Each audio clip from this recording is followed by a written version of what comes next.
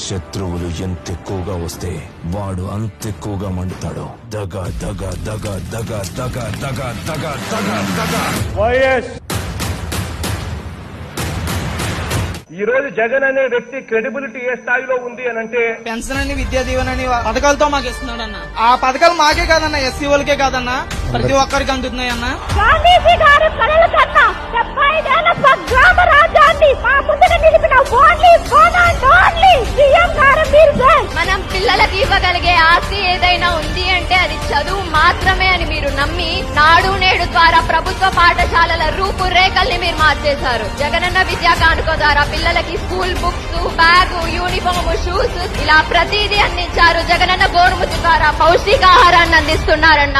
Dear Jagan Garu, Andhra Pradesh has grown phenomenally under your visionary and youthful leadership, be it economic growth or